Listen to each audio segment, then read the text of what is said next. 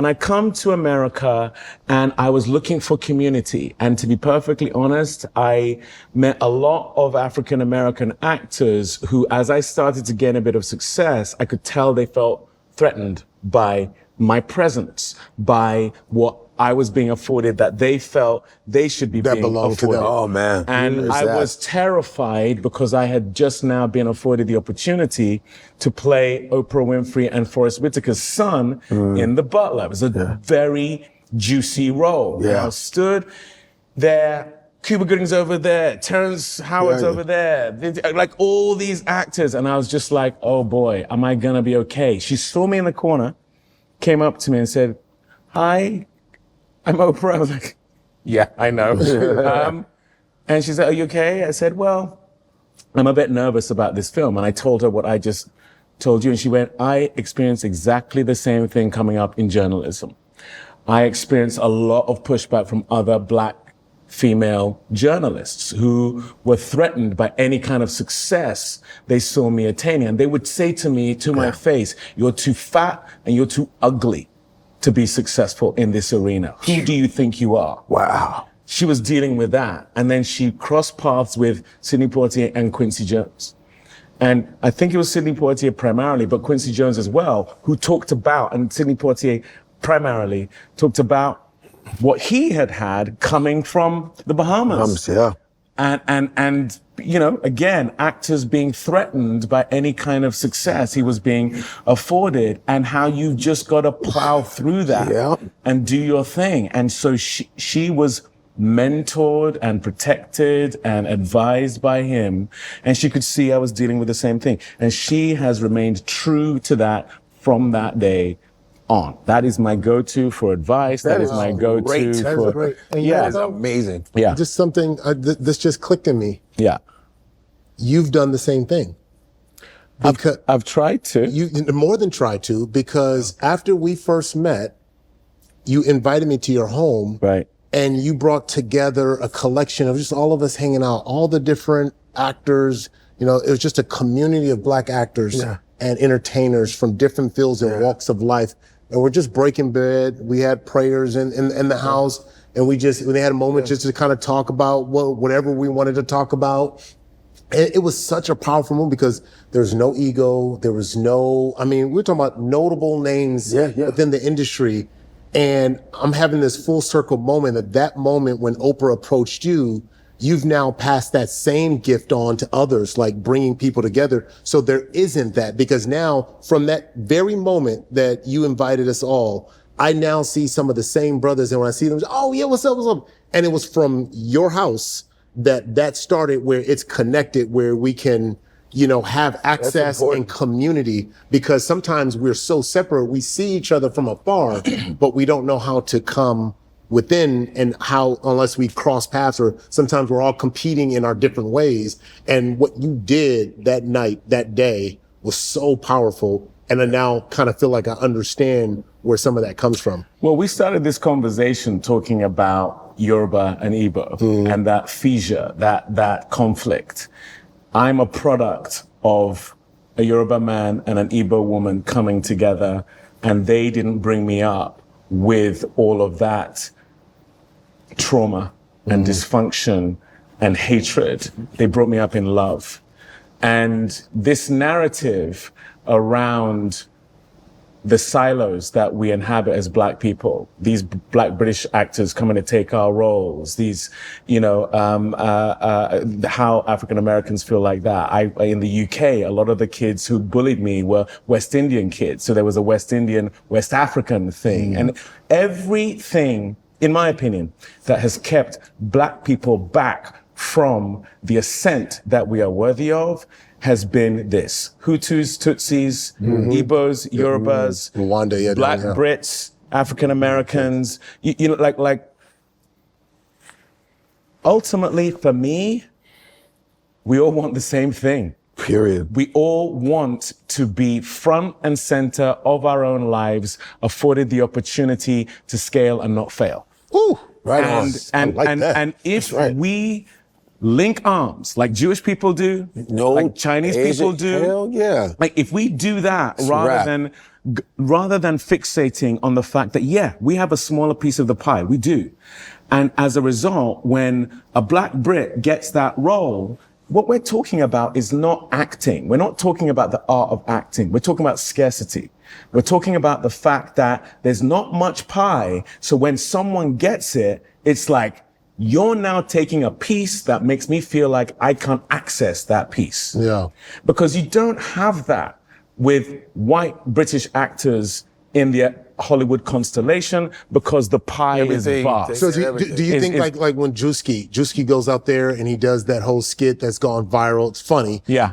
Where he's the British guy, he goes out there. And does that kind of add fuel to the fire? Because I mean, it's a thing. You're starting to hear more and more of it. Yeah. And it's why we started 154. Like, it's to bring all of us. It's one continent, 54 countries, but really it's bigger. It's one diaspora that's centered around who we are as people. But yet there's these micro fractures of, oh, but they're from the UK, or they're from, you know, they're immigrants from Africa. Yeah. My thing is, I have adopted the stance of, I have to let my work do the talking. There's many things in the world that I don't like, that I don't agree with, but my answer to that, to the Druski thing, is to start a streaming platform with an African American like Nate Parker, and for us to build something from a global perspective that is for African Americans, is for South Americans, it's for black people in the diaspora, it's for people on the continent, it's for all of us. That look like As we call it a tent, we call it an umbrella. We call it a table that we're inviting everyone to. The best things that I've done with my career have been collaborations between me. For instance, I brought Ava onto Selma. People say, oh, why did she cast him? I fought for her to be in that movie, to direct that movie, and then Oprah fought for both of us to get that movie made. When we did Bass Reeves, because the narrative around, you know, are black Brits better trained or whatever? Yeah. When we were doing Bass Reeves, there were names that they wanted to have in that show. Yeah. But and I'm not going to take all the credit for this, but I fought hard for this. Yeah. Lauren E. Banks, who plays my wife, Yale. Grantham Coleman, Juilliard. Joaquina Calacango, Juilliard. You know, when we were doing that show, I wanted to create a show where you have the best of us that haven't yet populated the pipeline. People who, like Demi Singleton, Lonnie Chavis played the lead in the film I directed, The Waterman. You know, he was in This Is Us. And then I put him center of my movie. African American, Demi Singleton, African American. Yeah. When we were doing Selma, I saw Lakeith Stanfield in a small film called Short Term 12. I went to Ava and said, this guy. Yeah, Lakeith. That was Lakeith's big film after Short Term 12. I saw Stefan James in a trailer for some football movie when I was in the movies. I went, that guy for John Lewis. That's who we need for John Lewis. Tessa Thompson came and auditioned to play Coretta as Scott King, which Carmen Ejogo ended up playing. Yeah. But Ava and I went, whoa. Including everybody. You know, we brought her in for Diane Nash. That's what happens when you collaborate rather than be focused on separation. Right. And so I think it's funny, that skit. Do I think it's helpful? I don't think it's helpful, but my answer to it is to continue to collaborate, is to continue to demonstrate that actually, and it sounds corny, but we are way, way, way better and way, way, way more powerful together than we are apart. And I truly think so much of that mindset is born out of insecurity. You never see them coming after a Brit playing that kind of role when it's a failure. It's only when it's a success. If there's box office and if there's awards, then is the time where you go, I want a piece of that. Well, let's Collaborate. So that's why I get everyone to the house. Yeah. Where we have those conversations. Andre Holland, brilliant actor, trained. Coleman Domingo, brilliant. I've seen that dude on stage. The success he's being afforded is absolutely warranted. It's the work. And these are my friends. These are the people I am constantly in collaboration with. African American, Black Brits. Now I'm really focused on Nigeria. Like this film we just took to Cannes, Clarissa. Yes. Clarissa, yes. Clarissa is like Sophie Okonedo, Ayo Edebiri, who's grown up here, Tohib Jimo, Jude Akwadike, Danny Sapani, who's Ghanaian, the amazing girl from Queen Charlotte. You know, like we are from all over the place. It was the first time we were all in Nigeria together doing a film. Like Nikki Amuka Bird, who hadn't gone back since she was 5. Is that when you were out in December? Yeah, that's why I was in Nigeria. We were shooting Clarissa. Just took it to Cannes. 800 people. Big. Amazing. Awesome. Amazing response. You know, two twin brothers, Nigerian brothers who directed that film. All the money raised in Nigeria. It's now being distributed by Neon. That's what happens. That's right. When we collaborate together. When we collaborate. So I don't subscribe. Like I say, what Druski did was funny, but it's, to me, it's not true. It's not my lived experience. Right, yeah. My lived experience is doing 3 films back to back with Coleman Domingo, is doing Lincoln with him, is doing The Butler with him, and then doing Selma with him. Yeah. And learning from him. You know, is working with Andre Holland. Andre and I sitting down in a restaurant, and he's going through what he's going through. And we are sharing tricks. How did you get your stuff made? And I'm sharing that with him. I'm now seeing him producing stuff. And that's the collaboration of a guy who was born in the UK of Nigerian descent now with this guy who's from Alabama. And that's what unity. Success. Yeah. That's where everyone gets to eat. Yeah. It's man, because we're so damaged from African Americans, because us growing up in America, to Africans, to Caribbeans, just colonialism. It's the supremacy, man. Yes. That has trickled down and ruined us from colorism. Yes. There's a design. It's designed because we're all we got. Yeah. And Dr. Henry Clark, the elder who I studied in college, I was very militant in college, but he said, we don't have any friends. Right. And it's facts, we don't have them. Right. So, and even when I would go see Minister Farrakhan, and I'd go see them live. I'm 18 years old, just going to see, but he would say, he goes, if we learn to pull our money together, all this division, and it's the truth, man. Yes. We're all we have, man. And we're all we need. Thank, my man. And we're all we need. That is real. Like the thing about Clarissa, the fact that we raised that money in Nigeria. Nigeria is rich beyond measure. Thank you. Like if we just went there where they value us, if these $1 from each Nigerian. Right. No, and I'll tell you that because, like, the very first time I ever EP'd a movie was with my good friend, Nnamdi Asamoah. Yeah. And he did Sylvie's Love with Tessa Thompson. Great film. I saw Nnamdi in Soldier's Play. Soldier's Play. David Allen Greer. David Allen Greer. And, I EP'd, that movie. You EP'd that? Yes, I did. Yeah. Eugene Ash directed that, right? Who was at the house. Yeah, absolutely. But no, it was, to me, it's just like to be able to invest in, and I didn't know that world. It can be very scary at high dollar amounts. But you go, hey, I believe in you. This guy, not only a friend, former teammate, but it's like, I believe in you. And you look at the movie and looking at the process, or if it's like his other movie, EP Knife, and going, but this is what it's supposed to be like. You know what I mean? It's like you're supposed to invest and create that system to where, he can feel comfortable going, hey, I can depend on you. Can I count on you? Can I count on you? And we're all in. You know what I mean? Like, that's what, to me, but we gotta be inclusive.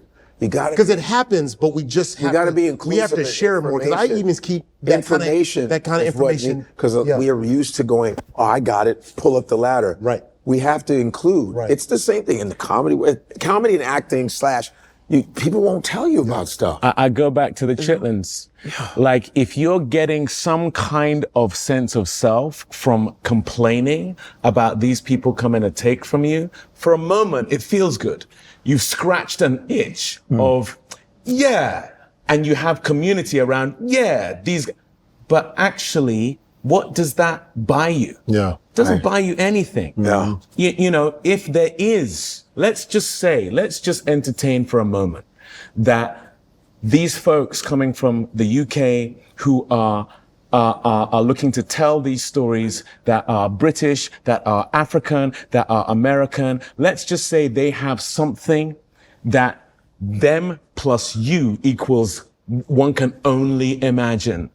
You know, when you look at Black Panther, it is Chadwick and it is Michael B, but it's also Daniel Kaluuya and Letitia Wright. That's right. That's what it looks like when it goes supernova. Yeah. Ryan understands that. Ryan Coogler called me before he was about to make a Black Panther because he knew I had connection to the culture that he was about to show in his film. And he humbly asked advice because he needed me. I need him. Michael the same. Like I was with Michael the other day.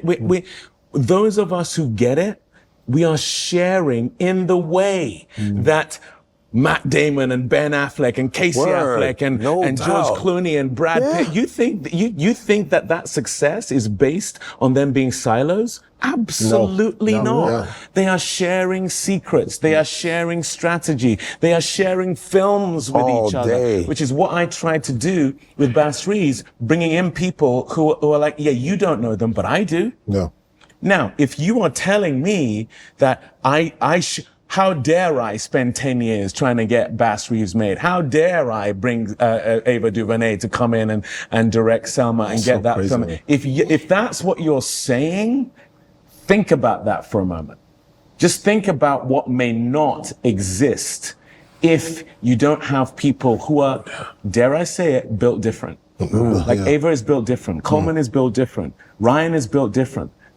There are people, Idris Elba is built different in relation to actually getting stuff made. Now, if you're going to begrudge that, rather than go, let me reach out and figure out what are Nate and David doing over there, and how do we? What is this diaspora embracing notion that you guys are talking about, as opposed to me now beginning to internalize some kind of ridiculous what do they call ADOS or whatever? That's like my traditional black. But it proliferates. Yeah, it does. It proliferates. You look at what is happening with nationalism. You know, the rise of the Reform Party in the UK. You look at why we have some of the political circumstances we have here in America. It starts like this.